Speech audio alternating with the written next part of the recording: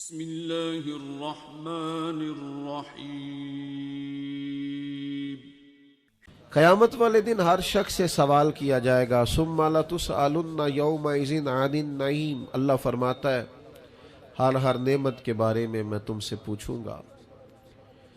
نبی رحمت نور مجسم شفیع معظم صلی اللہ تعالی علیہ وسلم اللہ کے حضور یہ دعا مانگا کرتے، اے اللہ مجھ سے آسان حساب لینا۔ حضور سے کیا حساب ہونا ہے؟ نبی پاک کے صدقے اللہ اگلے پچھلوں کی بخشش فرمائے گا، لیکن حضور جو دعا مانگتے کہ اللہ آسان حساب لینا، تو سیدہ عائشہ صدیقہ رضی اللہ تعالی عنہ عرض گزار ہوتی، یا رسول اللہ صلی اللہ تعالی علیہ وسلم اس کا کیا مطلب؟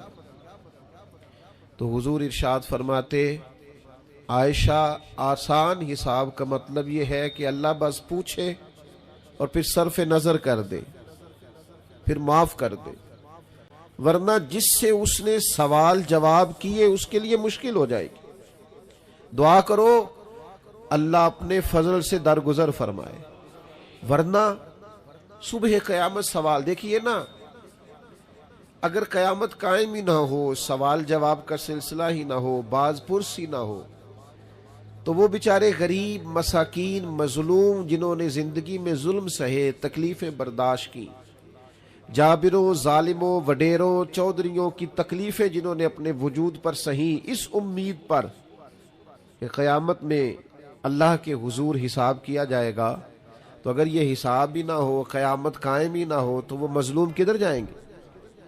قیامت میں حساب ہونا ہے، اور یہ جو جواب دہی کا تصور ہے کہ ہمیں اللہ کے حضور حاضر ہونا ہے، یہی تصور ہماری زندگی کو بہتر کرتا ہے، یہی تصور ہماری زندگی کو بہتر کرتا ہے۔ اور جو اصل زندگی ہے نا، وہ زندگی بھی آخرت کی زندگی ہے، والآخرۃ خیر وابقیٰ۔ اللہ فرماتے ہیں آخرت کی زندگی بہتر بھی ہے اور ہمیشہ باقی رہنے والی بھی۔ میرے بھائیوں یاد رکھیے گا، نبی پاک علیہ السلام نے خود دو ٹوک لفظوں میں اس دنیا کا تصور ہمارے سامنے بیان کیا۔ یہ جو لوگ کھو جاتے ہیں نا، مال کمانے نکلے تو پھر کھو گئے، شہرت کمانے نکلے تو پھر کھو گئے، عزت کمانے نکلے تو پھر کھو ہی گئے، اقتدار کے لیے نکلے تو کھو ہی گئے، اور اس طرح بھولے کہ اپنے آپ کو بھی بھول گئے، اپنے رب کو بھی بھول گئے، روز محشر کو بھی بھول گئے، اپنی قبر کو بھی بھول گئے، قیامت میں اللہ کے حضور حاضر ہونا تھا اس بات کو بھی بھول گئے۔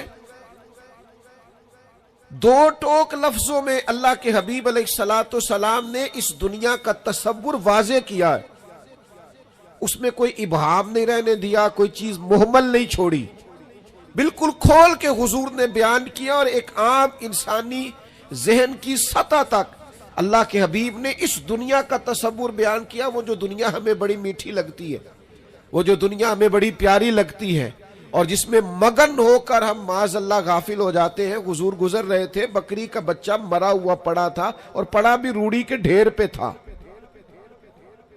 کریم اسے دیکھ کے رک گئے، اور بالکل ایک عام انسانی سطح کے مطابق حضور نے سوال کیا، بالکل سادہ آدمی بدو بھی سمجھ جائے۔ کریم فرمانے لگے، یہ بکری کا بچہ مرا ہوا روڑی کے ڈھیر پر پڑا ہے، مجھے بتاؤ اس کے مالک کی نظر میں اس کی بھلا کیا قیمت ہوگی؟ عرض کی، یا رسول اللہ صلی اللہ علیہ وسلم، جسے روڑی کے ڈھیر پر پھینک دیا گیا ہے، اس کی بھلا کیا قدر و منزلت ہو سکتی ہے؟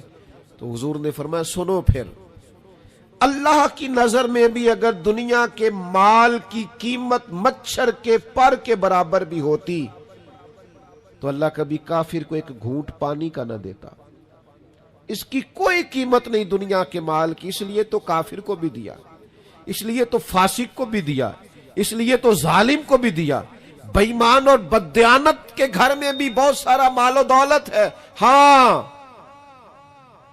جس کے ساتھ وہ بھلائی کا ارادہ کرتا ہے اسے اپنے دین کی سمجھ عطا فرماتا ہے۔ مال بھی ہو، دین کی سمجھ بھی ہو، گھر میں وسعت بھی ہو اور عبادت کا جذبہ بھی ہو، انسان کی تجوری بھری ہوئی بھی ہو اور غریبوں کے لیے اس کا دل بھی کشادہ ہو، اسے اقتدار بھی حاصل ہو اور اس کے سینے میں مظلوم کا درد بھی موجود ہو، تو اب یہ ہے کہ رب کریم نے اس کے ساتھ بھلائی کا ارادہ فرمایا۔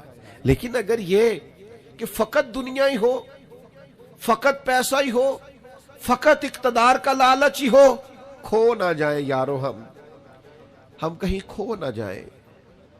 کہیں ایسا نہ ہو کہ کاروبار کی مشقت سجدوں کی لذت لے جائے، کہیں ایسا نہ ہو کہ دولت جمع کرنے کی حرص غریب کا درد ہم سے لے جائے، کہیں ایسا نہ ہو کہ اقتدار کی دوڑ میں ہم کسی مظلوم کی آہ ہی نہ سنیں، ہم کسی کا دکھ ہی نہ بانٹیں۔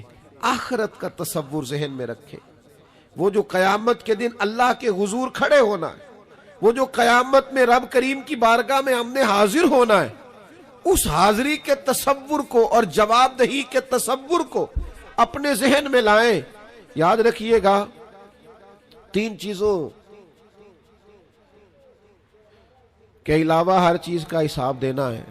ایک سر چھپانے کے لیے جھونپڑی مکان، ایک پہننے کے لیے کپڑا، ایک کمر سیدھی کرنے کے لیے غذا۔ اس کے علاوہ جو کچھ بھی ہے اس سب کا حساب دینا ہے۔ نبی رحمت صلی اللہ تعالی علیہ وسلم نے جو حدیث بیان کیا نا حساب کے لیے، آپ یقین کریں پوری روح متوجہ ہو جاتی ہے، انسان کے جتنے لطائف ہیں وہ سارے بیدار ہو جاتے، اس کے باطن کے اندر تک گہرائی تک وہ لفظ اترتے ہیں۔ میرے کریم فرماتے ہیں رب قیامت کے دن بندوں سے فرمائے گا کیا میں نے تیرے لیے کان اور آنکھیں نہیں بنائی تھی؟ کبھی اندھے سے مل کے دیکھے نا، کبھی بہرے سے بات کر کے دیکھے نا۔ رب فرمائے گا کیا میں نے تیرے لیے کان اور آنکھیں نہ بنائی تھی؟ اللہ فرمائے گا کیا میں نے تیرے لیے جانوروں کو، کھیتوں کو مسخر نہیں کیا تھا؟ ہر جانور پر تو سواری کرتا ہے، جانوروں کے گوشت کھاتا ہے، جانوروں کا دودھ پیتا ہے، کھیت کے اندر ہل چلاتا ہے، اناج ہے، پھل ہیں، سبزیاں ہیں۔ هو الذی خلق لکم ما فی الارض جمیعا، زمین میں جو کچھ ہے حضرت انسان کے لیے پیدا کیا۔ اللہ فرمائے گا تیرے لیے کان بنائے، آنکھیں بنائی، تیرے لیے مسخر کیا جانوروں کو، تیرے لیے مسخر کیا کھیتوں کو۔ پھر رب کہے گا میں نے تجھے خوشحالی دی، میں نے تجھے سرداری دی۔ پھر اللہ فرمائے گا یہ بتا کیا تجھے مجھ سے ملنے کا یقین نہیں تھا؟ کیا تجھے یہ خبر نہیں تھی کہ تیری رب سے بھی ملاقات ہوگی؟ تجھے اللہ کے حضور بھی حاضر ہونا ہے، تجھے اس کا یقین نہیں تھا؟ اور حدیث پاک کا جو آخری جملہ ہے وہ ہر دل پر دستک دیتا ہے۔ حضور فرماتے رب فرمائے گا میں بھی آج تجھے اسی طرح ہی فراموش کر دوں گا جس طرح تو نے مجھے بھلا دیا تھا۔ جا، تو نے اگر مجھے بھلا دیا تھا آج میں نے بھی تجھے فراموش کیا۔ دعا کرو ہمارے ساتھ یہ سلوک نہ ہو۔ ہم تو مالک کے کرم کی امید پر ہی قبر میں جائیں گے، اس کی رحمت کی امید پر ہی میدان محشر میں کھڑے ہوں گے۔ باقی پتہ سارا ہے سردار نو کیتیاں دا، ایدہ پردہ پایا ہی تیرا پلا ہو سی۔ خبر تو ساری ہے، پتہ تو سارا ہے، علم تو سارا ہے۔ سب سے زیادہ ہم جانتے ہیں کہاں کہاں نافرمانی ہوئی۔ یاد رکھنا اس کے حضور کھڑے ہونا ہے، اللہ کے حضور جواب دینا ہے۔ اگر ظلم کیا ہے ملازم پر تو جواب پھر بھی دینا ہے، ظلم کیا ہے گاہک پر تو جواب پھر بھی دینا ہے، اگر ظلم کیا ہے پڑوسی پر تو جواب پھر بھی دینا ہے۔ فوا ربک لنسألنہم اجمعین، محبوب تیرے رب کی قسم، اپنے لفظوں میں بات کروں، اللہ کہتا ہے محبوب میں تیرے رب دی قسم میں انہوں پوچھ لینا ہے، پوچھ لینا ہے میں نے ان سے سوال کرنا، اما کانوا یعملون، جو یہ عمل کرتے تھے پوچھوں گا، سوال کروں گا۔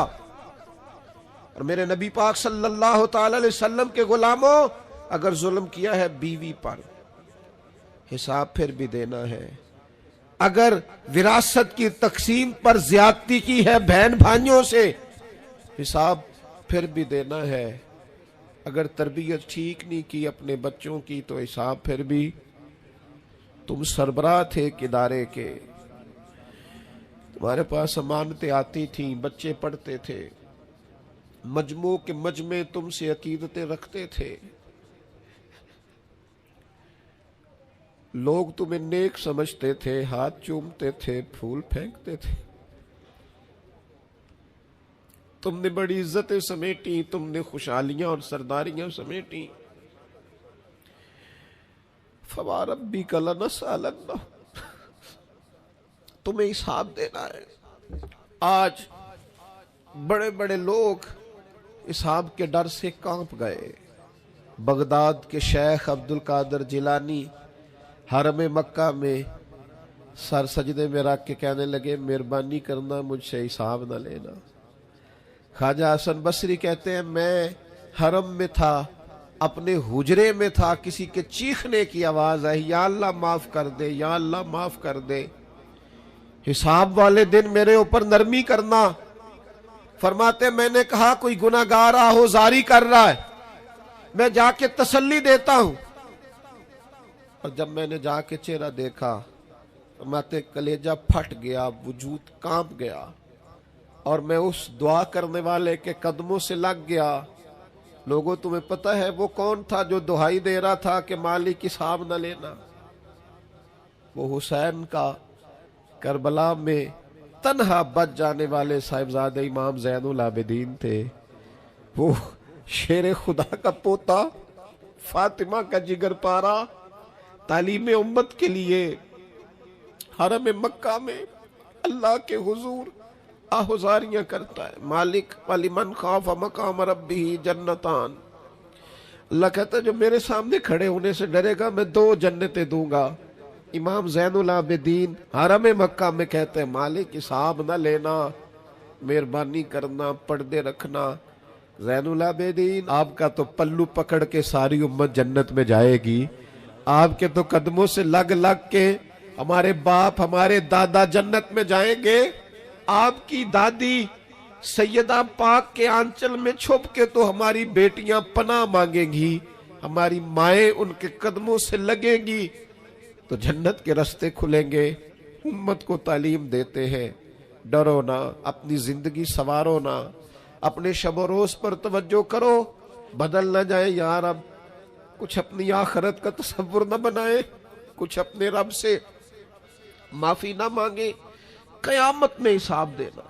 وہ کہتا ہے تمہیں سامنے، اور نبی پاک علیہ السلام کی احادیث، آثار اور ساری چیزیں سامنے رکھ کے علماء نے ایک نتیجہ نکالا ہے، فرمایا قیامت کے دن سب سے پہلا حساب علماء کا ہوگا۔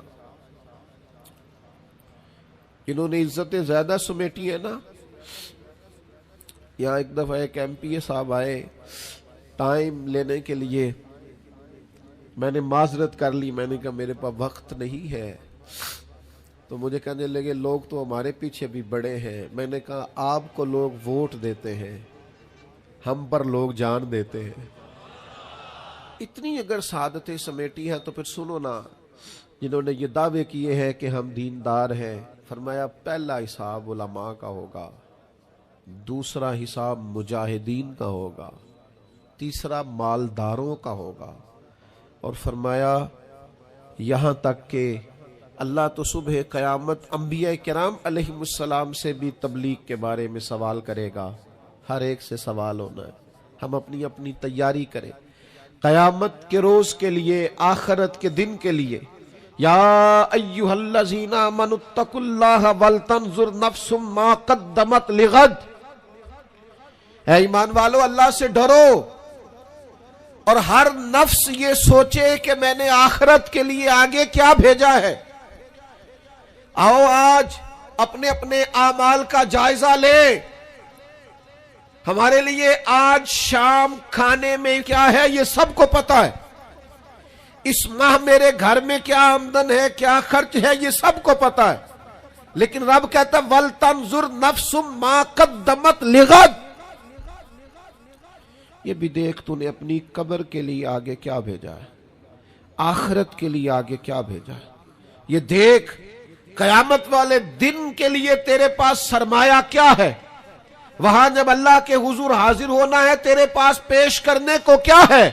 جناب صدیق کے پاس پیش کرنے کو وفا ہے، امت کی خدمت گزاری ہے جناب عمر کے پاس، جناب عثمان غنی کے پاس سخاوت ہے، مولا علی نے ہر میدان میں تلوار چلا کے اسلام کا جھنڈا بلند کیا ہے، حسین ابن علی نے سر دے کر اللہ کے حضور نظر پیش کی ہے۔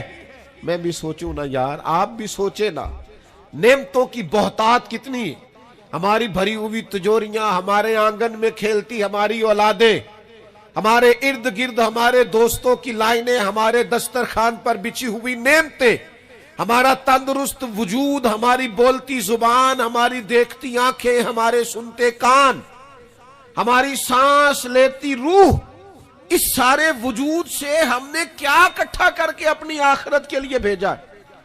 صبح قیامت کے لیے ہم نے سامان کیا کیا ہے؟ اللہ کے حضور جب ہمیں جواب دینا ہے تو ہمارے دامن میں کیا ہے، کیا پیش کرنا ہے؟ آج اپنے دل سے، اپنی روح سے یہ سوال ہمیں ضرور کرنا ہے، اور ایک بار نہیں 100 بار کرنا اور بار بار کرنا ہے۔ نبی پاک صلی اللہ تعالی علیہ وسلم نے ارشاد فرمایا ہے، حضور فرماتے 5 سوال پوچھے گا رب قیامت کے دن، اور جب تک تم ان سوالوں کے جواب نہیں دو گے تمہیں ہلنے نہیں دیا جائے گا۔ ایک یہ پوچھا جائے گا عمر کہاں گزری، سارا وقت ضائع ہو گیا موبائل پہ، سارا ٹائم ضائع ہو گیا خوش گپیوں میں، شغل میلہ، آنا جانا، عمر ساری قیمتی وقت ضائع کر دیا۔ اور پھر ایک سوال، اسی سوال سے متعلقہ دوسرا ہوگا، جوانی کہاں گزاری، وہ ساری کھیل کود میں گزر گئی، لہو و لعب میں گزر گئی، گیموں میں گزر گئی، یہ سوال ہوگا۔ اور تیسرا سوال رب پوچھے گا، بتاؤ نا مال کہاں سے کمایا، ذرائع آمدن بتاؤ، دنیا میں تو تم نے دھول جھونک لی، جہاں دھونکنی تھی یہاں بتاؤ کہاں سے کمایا، اور کما کر بھی تم مالک نہیں ہوئے۔ چوتھا سوال یہ پوچھا جائے گا، بتاؤ مال خرچ کہاں کیا، اور میرے نبی پاک فرماتے ہیں 5واں سوال یہ ہوگا، یہ بتاؤ اپنے علم پر عمل کتنا کیا۔ لیکچر دینا آسان ہے، تقریر کرنا آسان ہے، واعظ کرنا آسان ہے، سمجھانا آسان ہے، فیس بک پر اچھی نصیحت لکھ دینا آسان ہے، روز صبح واٹس ایپ پہ سب کو بہترین نصیحتیں بھیجنا آسان ہے، لیکن قیامت کے سوالوں میں سے ایک معتبر سوال ہے، بخاری میں موجود ہے، 5 سوالوں میں سے آخری سوال یہ ہے کہ جو تم جانتے تھے، جس کا تمہیں علم تھا، جو تم نے سیکھا تھا، جو تم نے پڑھا تھا، اس پر تمہارا عمل کتنا تھا؟ کس کو نہیں پتا نماز فرض ہے؟ کس کو نہیں پتا والدین کی خدمت کرنا ضروری ہے؟ حلال حرام کی تمیز سے کون آگاہ نہیں ہے؟ کون نہیں جانتا کہ میرا رویہ تلخ ہے، لوگوں کو تکلیف دیتا ہے؟ کون نہیں سمجھتا کہ میری فلاں فلاں چیز کی وجہ سے فلاں فلاں لوگ تڑپتے ہیں، سسکتے ہیں، روتے ہیں؟ بہت ساروں کو پتا ہے کہ میری بیوی، میرے بچے، یہ کچھ عورتوں کو پتا ہے میرا شوہر، میرے خاندان والے میری وجہ سے تکلیف میں، بہت سو کو پتا ہے میری وجہ سے میرے پڑوسی تکلیف میں، بہت سو کو پتا ہے میری وجہ سے میرے ملازم تکلیف میں ہیں۔ تم سے پوچھا جائے گا اپنے علم پر کتنا عمل کیا، وہ جو تم جانتے تھے، جتنا تمہیں شعور تھا۔ آج پوری امت مسلمہ میں کیا ہو رہا ہے؟ تقریریں، واعظ و نصیحت، فقط واعظ و نصیحت۔ اقبال کہتے ہیں مسجد تو بنا دی شب بھر میں ایمان کی حرارت والوں نے، اور یہ دیکھنا کیا کہتے ہیں من اپنا پرانا پاپی تھا، برسوں میں نمازی بن نہ سکا۔ اور اقبال بڑا اپدیشک ہے، من باتوں میں موہ لیتا ہے، بڑی سونی باتیں کرنی آتی ہے ہمیں۔ اقبال بڑا اپدیشک ہے، یہ من باتوں میں موہ لیتا ہے، پر گفتار کا قاضی ہے یہ بنا، کردار کا غازی بن نہ سکا۔ گفتار کا قاضی غازی بننا آسان ہے، لیکن اپنے عمل میں نکھار لانا، ہاں۔ سب سے پہلے 2 چیزوں کا حساب ہونا قیامت میں، یاد رکھیے گا۔ اعمال میں سب سے پہلے نماز کا حساب ہوگا۔ حضور نے فرمایا کافر اور مومن کے بیچ فرق ہی نماز کا ہے، اور حقوق العباد میں سب سے پہلے قتل کا حساب ہوگا۔